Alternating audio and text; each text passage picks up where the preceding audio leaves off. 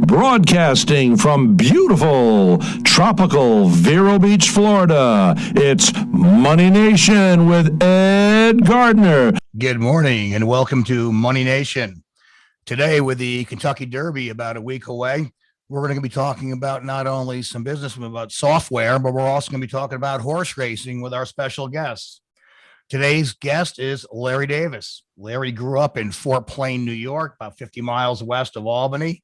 He attended SUNY Albany at the age of 16. He's always been involved with computers all of his life, and eventually he started his company, CommSoft. CommSoft provides hardware and software to the telecom industry for the last 30 years. Good morning, Larry. Thanks for being with us. Hi, Ed. How's Florida doing today? Florida's good. Florida's very good. Fantastic. Pretty exciting with the Kentucky Derby coming up. But let's first talk about your company, CommSoft. How did you get started with that? How long ago? And tell us a little bit about business. Okay. Well, I've always loved computers. I went to SUNY Albany State University for computers. Got out, tried to work for IBM. That didn't work at all. They had way too many rules back then. So I became a consultant. One of my clients was actually an independent telephone company in upstate New York. They were proved to be a wonderful business. So I just began writing software for that industry, for the telecommunications industry. It was a lot different. That was probably close to 40 years ago. And that's evolved over the years. And CommSoft now works in 38 states, most of the Caribbean. And we provide billing and operational support for telephone companies, cellular companies, internet companies, cable companies, all the above. It's a lot of fun. What kind of software is it? How does it help those companies? Billing and operational support software. So we do, obviously the billing, the payment processing, all the financial applications, inventory applications, all of the interfaces to turn service on and off, and all those sorts of things. So basically all the commercial applications that any communications firm has to do to pay its bills.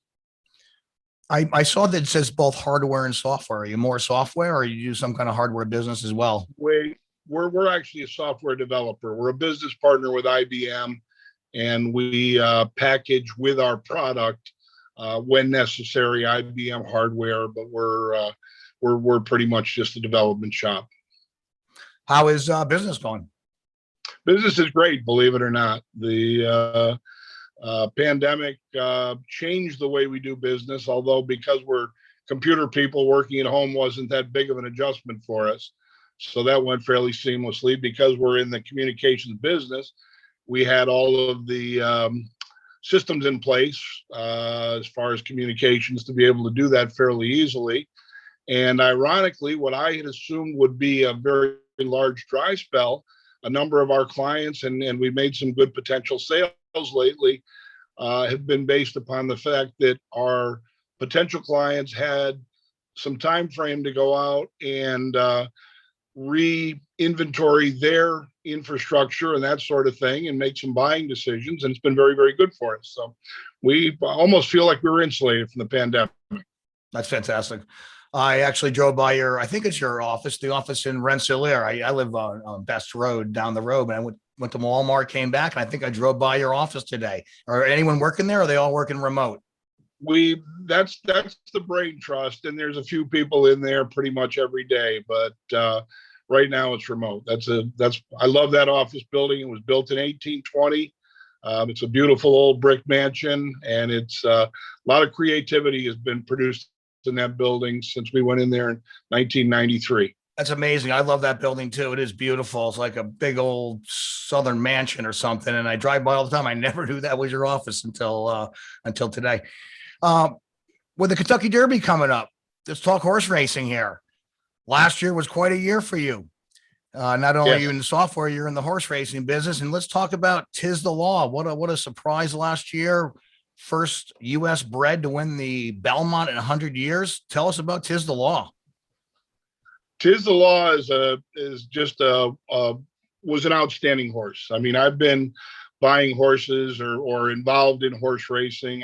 Obviously you grow up near Saratoga you love to go up there in the summertime. It's a whole environment. So I've always loved horses. The day job, fortunately, has afforded me the ability to dabble a little bit in ownership. Never on my own. That can get very expensive very quickly, but always as members of a group. Actually, I used to be in a group with your dad quite a few years ago. I think that's how we first met.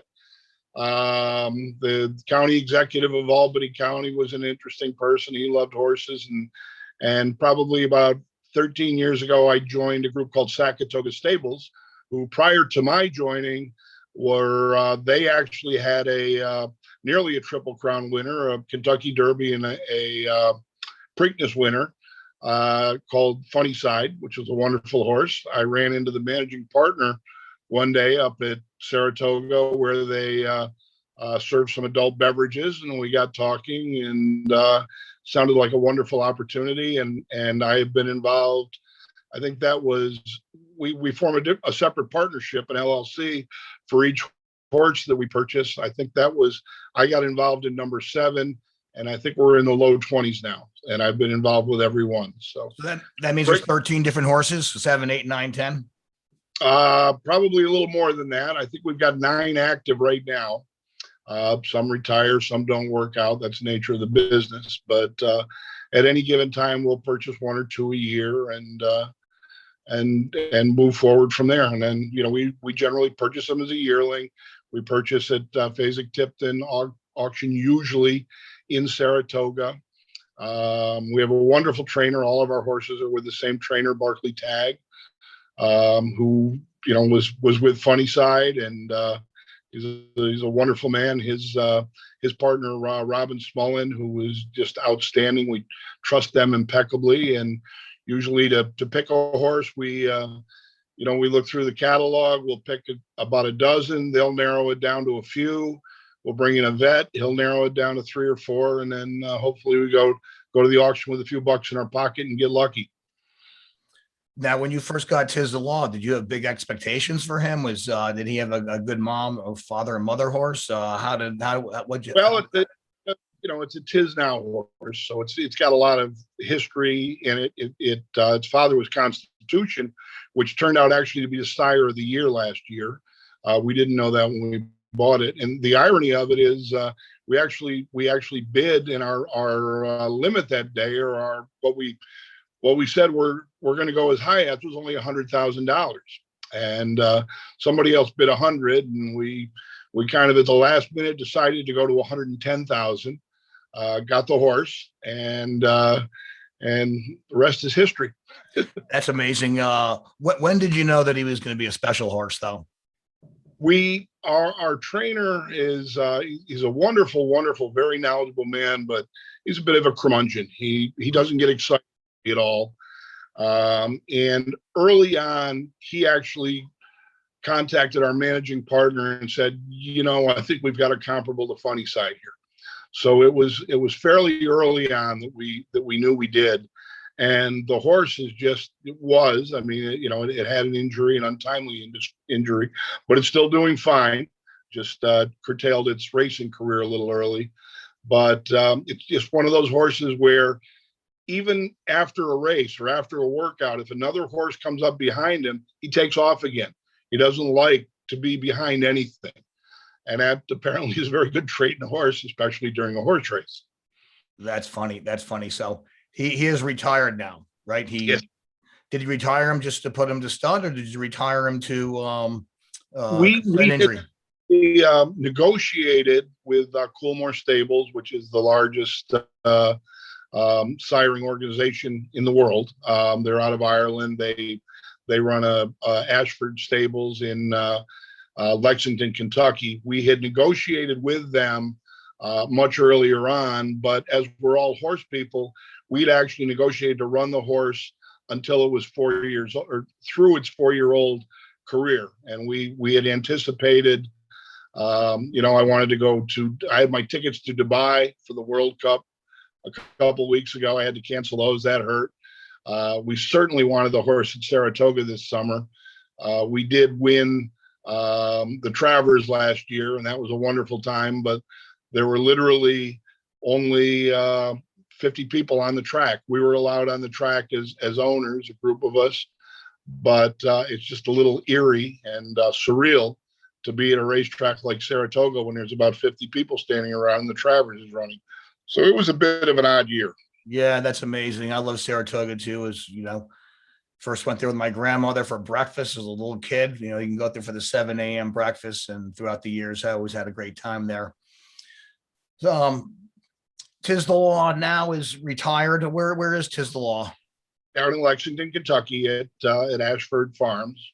Now it's a New York-bred. So tell us about the first time a New York-bred win in 100 years. It's a New York race. That's pretty amazing. How is that? How did he win after 100 years? Well, it's for example, the horse is standing in Kentucky, but if it breeds with a New York mare, and I'll talk a little bit about that later. I actually did purchase with a couple of other local guys the lifetime breeding right to Tiz the Law. So we've always chartered with New York bred horses. That's all Saratoga Stables does, and now we've actually started an LLC called Tiz Kids, Wow. KIDZ, KIDZ, and we will.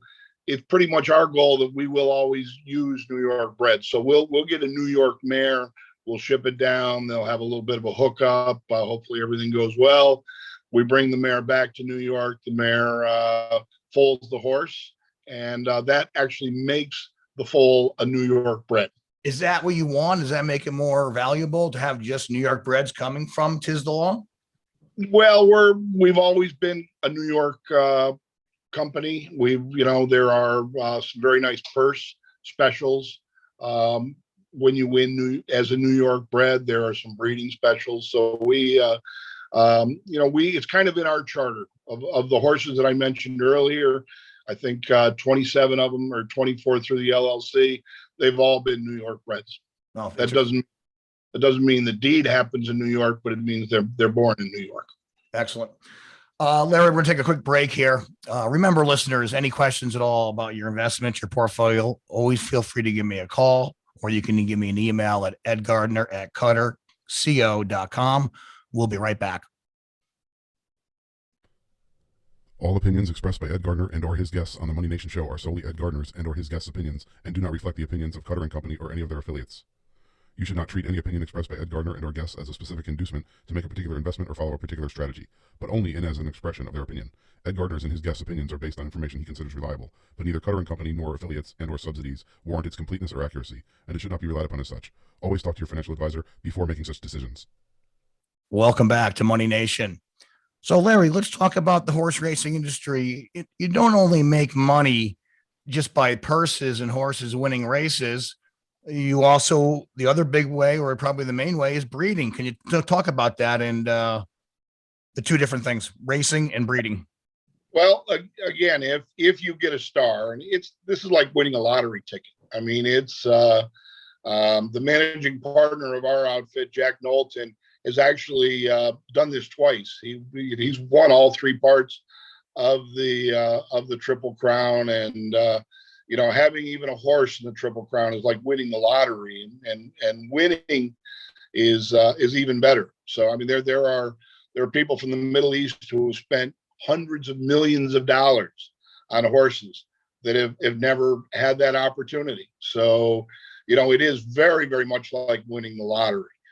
If you happen to get one that's really good, it's almost like being a star athlete. Then you get endorsement rights from that. And fortunately, in horse racing, the offspring become very valuable. So Tiz the Law right now in its first year stands for $40,000. His stud fee is that.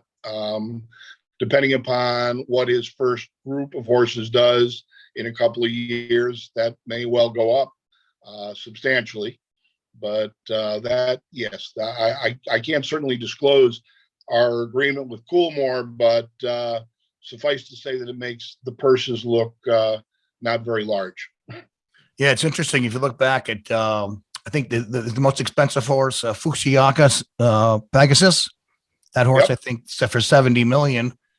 You look at Secretariat, I think they did the breeding rights for like $6 million. I know it's obviously 20 years later, and that Fukusaki Pegasus started out breeding at 150 grand, I read, but by the end he was charging 7,500, and then they stopped breeding them altogether. Why is that? How did he go from being so high to 7,500? Well, part of it certainly is who the mare is and the lineage all the way through, and then certainly the most important is when the offspring start running, how do they do? There's a lot of people that bet lineage, and if you have a couple of 2-year-olds that do really well, all of a sudden the microscope or the spotlight turns over to that area, and the value starts to go up, because as it's horse racing, all parts of it are a gamble, and certainly buying a yearling and all the expense to bring it into form to be able to race is a huge gamble. There was one horse I read about, I think his name was Showtime or Big Time. I think he was a jumper, but it said that his breeding season was like 5 months. So he had a date every day for 5 months at like some 100 grand or 80 grand. Like said, he made the 20 million in the course of the year. Is that article correct? That's that's the norm now, from what my understanding is 150 times a year. So, if when Tiz was a young lad, if he knew that was in his future, maybe that's part of why he ran so fast. Exactly. I told my brother about the Showtime horse. He goes, happy horse. I visited the Ashford stables when I actually went to the Breeders' Cup last year, and it is just immaculate. I mean, it's nicer than most apartments I had in college. That's funny, because I actually have an article right here from Ashford Stables, and that was going to be my next question. They have the fees here, and you've got horses like American Pharaoh, 175 grand. That's per stud, and then you had Justify, about 150,000. Then you got a bunch of other horses like Cupid, 10 grand, Classic Empire, 20 grand. Uncle Mo, I never heard of that horse, 125 grand. So they're quite different in the pricing. And yes, your horse, which is a Belmont winner, Travers winner, is 40. How come they're more? Is because they have good offspring? Yes, exactly. And, we're an unknown quantity yet as far as the quality of the offspring. Although our stall there is right next door to Justify, so they can. Oh, they're friends. It's all Justify are friends. That sort of thing, but it's all based upon basically racing form and where they stand. It's a big gamble. How were Secretariat's baby horses? How were they? They weren't horrible. Certainly, they weren't. I mean, there'll only be one Secretariat of all time. Nobody could probably live up to that. But they were admirable. They were big. It was funny. I was looking at the times, and I noticed that Tiz the Law had the best time ever in the Belmont Stakes. And I got to look at this a little closer. And they did a shortened race last year. For any reason why they did that? COVID or the horses just hadn't run as much last year because of a number of factors. Certainly the pandemic being the main one of that, and they just felt that going to a mile and a half, they just weren't in shape for it. It was like spring training had been canceled, and you don't want to injure everybody, or at least that's the story I got. I don't know. You see, Secretariat was the fastest horse ever in a mile and a half. I think it's 224. And then there's like 7 or 8 horses around 226, Affirmed, Easy Goer, one of my favorite horses. So it seems like they can get to 226, but those other 2 seconds, they don't seem to. You think anyone's going to pass that record? Well, if you were to talk to people 30 years ago, they would have said nobody would ever or 50 years ago, nobody would ever get a 4-minute mile. So, the horses are fed better, the environment's better, the track surface is better, everything, just like any sport. Everything improves, the feed improves. So, they're going to evolve, and probably someday somebody will. they said American Pharaoh, I guess the last quarter mile was faster than the Secretariat, but it was still slower overall. But he should have guessed ran faster in the beginning, right? Well, different horses run different races. Some Right. go out to the lead and try and go wire to wire. Some come from behind, and it's just the trainer pretty much sizes the horses up and instructs the jockey as to how to run the particular race based upon who they're competing against and the track and on and on and on. And just some close at the end, some sprint from the beginning. So it's just a matter of the personality of the horse. And I also remember my dad said one time, he goes, sometimes you just don't know if the horse wants to run or not. I guess there's some days when the horse just, for some reason, doesn't want to go, right? Exactly. Just like you and I, they're every day might be a Monday. You never know. Larry, what are you doing for the Kentucky Derby? Is there any spectators for this year's Derby? Are you going? Yep, it's cut back. I am not going. Our managing partner, Jack Knowlton, is going. Last year we got to go, and we were on Millionaire Row, and you could fire a cannon through the place. And that was an experience that I've been to the Derby before, but never like we experienced last year. Now, Jack is going. I thought about going down with him it's almost like the Masters. If you win a Derby, they give you a box. As long as you're still around. So if you win a green jacket, they invite you back every year. Jack, I'm sure, will have a wonderful time. He actually gives seminars and speeches, and he was very popular just because of Funny Side. So I can't imagine what he's going through now. Everybody want to talk to him. But, popular guy. You guys have any other horses that are doing well this year, or we should keep our eye on for? Got a wonderful horse named Blitz to win. We've got a few 2-year-olds coming out that look very promising. Saratoga Flash, Nico's Dream is an older mare. We probably went a little overboard this year because after the person started to flow in from Tiz the Law, we were kind of playing with house money, So we bought a couple extra horses and is having a little more fun. But I mean, when you go into horse racing, you certainly don't do it to make money. The best you possibly expect is you get a little bit of write-off on your taxes, and you support a wonderful industry.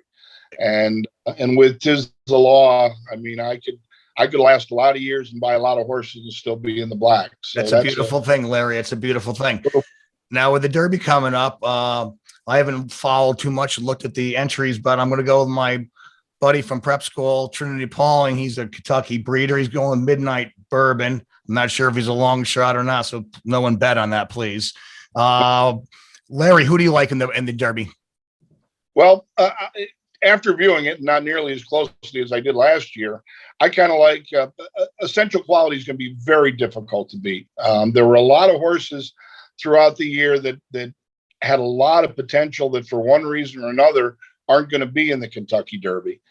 You always worry about any Baffert horses.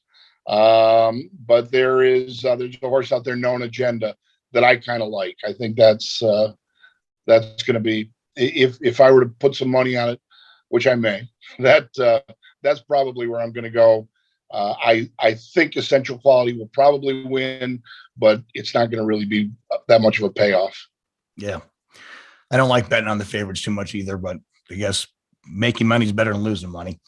Yep. Larry, this is an investment show. The last question is, give us your best investment or investment you had the most fun in your career. I know you've done very well on many different things, but tell us what's your best fun investment. I've had 2 or 3. My first great one was a company called Qualcomm. I actually met a guy named Erwin Jacobs in a bar in San Diego that was owned by Jim Croce's wife during a cellular telecommunications industry convention that I was there because of CommSoft. And he explained a process called code division multiple access to me, and it sounded good. And I came back and bought a bunch of shares at $10 a share in the probably mid 90s, early 90s, and wound up selling it after it split 4 times for $880 a share. Wow. So that was one of the best. Wow. And I had a one time with Tesla. My company actually does work with Google, and I met Elon Musk out in California. Came back and I bought some stock in Tesla in the early 2000s at $38 a share. And that was before that split 5 times. And I think now is up to about 3,400 a share. So amazing. Those are my ever Those are 2 investments. pretty good ones, Larry. I don't think much people can do better than that. So that's pretty good. Larry, hope to see you soon up in Lake George. And thanks a lot for being with us. And I appreciate it. And hopefully I'll be back again in the future. Thanks, Ed. Enjoy the races. Good luck. It's going to be a lot of fun Saturday. Enjoy it from Miami. And remember, listeners, anyone out there has any questions for me about your 401k, your IRA, any investments you have, feel free to give me a call at 518-255-8854, or you can email me at edgardner@cutterco.com. Thanks, everyone, for listening to Money Nation.